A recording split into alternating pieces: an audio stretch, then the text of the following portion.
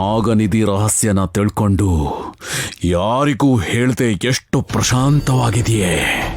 ಯಾರು ಬಿಟ್ಟರು ಕೂಡ ಈ ಪಶುಪತಿ ನಿನ್ನನ್ನ ಬಿಡಲ್ಲ. ಹೇಗಾದ್ರೂ ನಿನ್ನಿಂದ ತಾಳೆಗರಿ ರಹಸ್ಯನ ಹೇಳಿಸ್ತೀನಿ.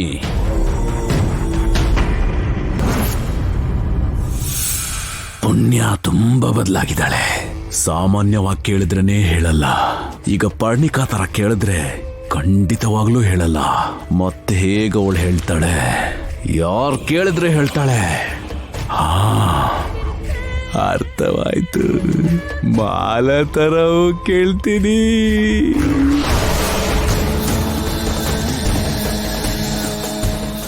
ಅವಳಿಗಿಷ್ಟ ಆಗಿರೋ, ತುಂಬಾ ಪ್ರೀತಿ ಮಾಡೋ ಈ ಮಾಲಾ ತರ ಹೋಗಿ ಕೇಳಿದ್ರೆ ನಾಗನಿಧಿ ರಹಸ್ಯನ ಖಂಡಿತವಾಗ್ಲೂ ಹೇಳ್ತಾಳೆ. ಪುಣ್ಯ, ಈ ಪಶುಪತಿಗೆ ತಾಳೆಗರಿ ರಹಸ್ಯನ ಹೇಳೋದಕ್ಕೆ ಸಿದ್ಧವಾಗಿರೋ.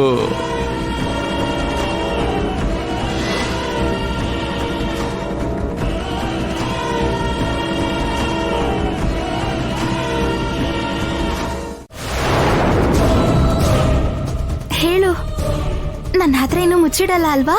ಹೇಳು ಪುಣ್ಯ, ಹೇಳು ಹೇಳು ಪುಣ್ಯ. ಅವತ್ತು ತಾಳೆಗರಿಯಲ್ಲಿ ಏನ್ ಬರ್ದಿತ್ತು ಹೇಳು.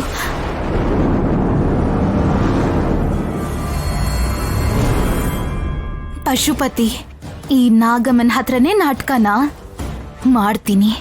ಅಯ್ಯೋ, ಹೇಳಿದ್ರೆ ನಾಗಮ್ಮಂಗೆ ಮೋಸ ಮಾಡ್ದಾಗತ್ತೆ, ಹೇಳ್ದೆ ಹೋದ್ರೆ ಮಾಲಂಗ್ ಬೇಜಾರು ಮಾಡ್ದಾಗತ್ತೆ. ಇವಾಗ ಏನ್ ಮಾಡೋದು? ಯಾಕೆ ಯೋಚನೆ ಮಾಡ್ತಿದ್ಯಾ ಪುಣ್ಯ? ಹೇಳು, ಆ ತಾಳೆಗರಿಯಲ್ಲಿ ಏನ್ ಬರ್ದಿತ್ತು? ನಾಗಮ್ಮ, ನಿಂಗ್ ಕೊಟ್ಟಿರೋ ಮಾತಿನ ಮೀರಿ ನಾಗನಿಧಿ ರಹಸ್ಯ ಹೇಳ್ತಾ ಇದ್ದೀನಿ. ಎಲ್ಲ ನೀನೇ ನೋಡ್ಕೊ. ಅದು ಆ ತಾಳೆಗರಿನಲ್ಲಿ ಏನಿತ್ತು ಅಂದ್ರೆ,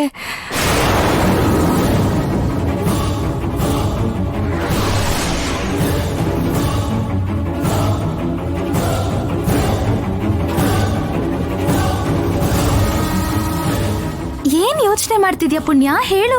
ಅವತ್ತೇನ ಚಿಕ್ಕ ಹುಡುಗಿ ಗೊತ್ತು ಗೊತ್ತಿಲ್ದೆ ಕೇಳಿದ್ಲು ಅಂತ ಅಷ್ಟು ದೊಡ್ಡ ದೈವ ರಹಸ್ಯನ ಹೇಗ್ ಹೇಳ್ತೀಯ ಪುಣ್ಯ?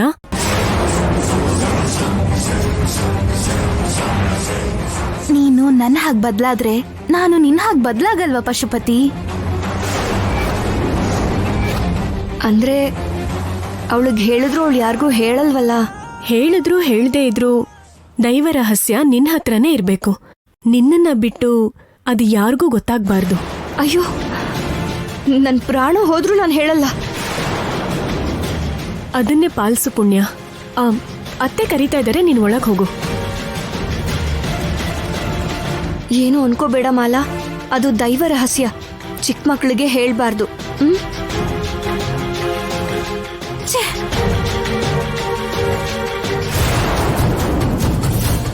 ಸ್ವಾಮಿ, ಆದಿಭಿಕ್ಷು ಹತ್ರ ಪುತ್ರನ ವಿಚಾರವಾಗಿ ನೀನು ಬೇಡ್ಕೊಳ್ತಾ ಇದೀಯಾ? ಹೌದು ಸ್ವಾಮಿ. ಎಷ್ಟು ಗುಡಿಗೆ ಹೋದ್ರು, ಎಷ್ಟೆಲ್ಲ ದೇವ್ರ ಹತ್ರ ಬೇಡ್ಕೊಂಡ್ರು ನನ್ ಮಗನ್ ಗಂಡಾಂತರನ ತೊಲಗ್ಸಕ್ಕಾಗ್ತಿಲ್ಲ. ಜೊತೆಗೆ ಪ್ರತಿ ಕ್ಷಣ ಸಾವಿಗೆ ಹತ್ರ ಆಗ್ತಾ ಹೋಗ್ತಿದ್ದಾನೆ ಸ್ವಾಮಿ. ಸಾವು ಯಾರಿಗ್ ಬರಲ್ಲ? ನಿನಗ್ ಬರಲ್ವಾ? ನನಗ್ ಬರಲ್ವಾ? ಇವಳಿಗೂ ಬರಲ್ವಾ? ಈ ಭೂಮಿಯ ಮೇಲೆ ಹುಟ್ಟಿದ ಪ್ರತಿಯೊಂದು ಜೀವಿ ತಮ್ಮ ತಮ್ಮ ಕರ್ಮಕ್ಕನುಗುಣವಾಗಿ ಒಂದಲ್ಲ ಒಂದು ದಿವಸ ಸಾವನ್ನು ಹೊಂದುತ್ತಾನೆ.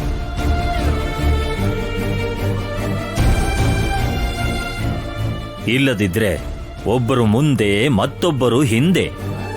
ಆದ್ರೆ ನನ್ ಮಗ ಅಲ್ಪಾಯುಷಿ ಸ್ವಾಮಿ.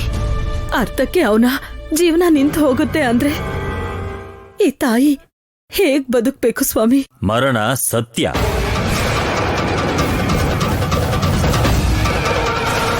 ಪ್ರತಿ ಮನುಷ್ಯನಿಗೆ ಎದುರಾಗುವ ಒಂದು ಸತ್ಯ. ಅದನ್ನ ಆಹ್ವಾನಿಸೋದು ತಪ್ಪ. ಅದನ್ನ ತಡೆಯೋರು ಈ ಭೂಮಿ ಮೇಲೆ ಇಲ್ಲ ತಾಯಿ. ನೀವು ದೈವ ಸ್ವರೂಪಿ. ನೀವು ಮನ್ಸ್ ಮಾಡಿದ್ರೆ ನನ್ ಮಗನ್ನ ಬದುಕ್ಸೋ ದಾರಿ ತೋರಿಸಬಹುದು ಸ್ವಾಮಿ.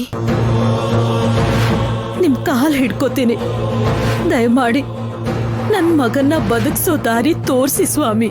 ನಿನ್ನ ಮಗನನ್ನು ಕಾಪಾಡಬೇಕು ಅಂದ್ರೆ ಆತನ ಕರ್ಮವನ್ನ ನಾನು ಸ್ವೀಕರಿಸಬೇಕು ತಾಯಿ. ನಿನ್ನ ತಾಯಿ ಪ್ರೀತಿಗೆ ತಲೆಬಾಗಿ ಆ ಪರಮೇಶ್ವರನ ಇಚ್ಛೆ ಏನು ಅಂತ ತಿಳಿದುಕೊಳ್ಳುತ್ತೇನೆ.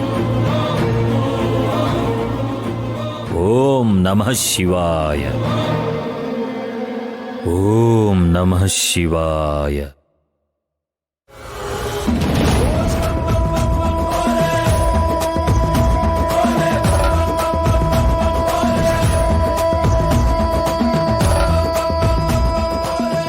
ಈಗ ನಿನ್ನ ಮಗ ನಿನ್ನ ಗಂಡನ ಜೊತೆಯಲ್ಲಿ ವಿಷ್ಣುನಾಡಿ ಜ್ಯೋತಿಷ್ಯಾಲಯದಲ್ಲಿ ಇದ್ದಾನೆ. ಹೌದು ಸ್ವಾಮಿ. ಅದೇನಮ್ಮ, ಅನಿರುದ್ಧ್ ಮನೇಲೇ ತಾನೇ ಇದ್ದಾನೆ. ಸ್ವಾಮಿ ವಿಷ್ಣುನಾಡಿ ಜ್ಯೋತಿಷ್ಯಾಲಯದಲ್ಲಿದ್ದಾರೆ ಅಂತ ಹೇಳ್ತಾ ಇದ್ದಾರೆ. ಅವರ ತಂದೆ ಕರೆದಿದ್ದಕ್ಕೆ ಅರ್ಧರಾತ್ರಿ ಊರು ದಾಟಿ ಹೋಗಿದ್ದಾನೆ. ಹೌದು ಸ್ವಾಮಿ. ಅವ್ರು ಹೋಗಿದ್ದು ಅಲ್ದೆ ಅವಸರದಲ್ಲಿ ಅನಿರುದ್ಧನು ಬಾ ಅಂತ ಹೇಳ್ಬಿಟ್ರು. ಹಾಗಾಗಿ ಹೋಗ್ಬೇಕಾಗ್ ಬಂತು. ನಾಗನಿಧಿಗೋಸ್ಕರ ನಿನ್ನ ಗಂಡ ನಿನ್ನ ಮಗನ ಹತ್ರ ಒಂದು ಪೂಜೆಯನ್ನ ಮಾಡಿಸ್ತಾ ಇದ್ದಾನೆ. ಅದಕ್ಕೋಸ್ಕರನೇ ಅವನನ್ನ ಕರೆಸ್ಕೊಂಡಿದ್ದಾನೆ. ಎಲ್ಲ ತುಂಬಾ ವಿಚಿತ್ರವಾಗಿದೆ.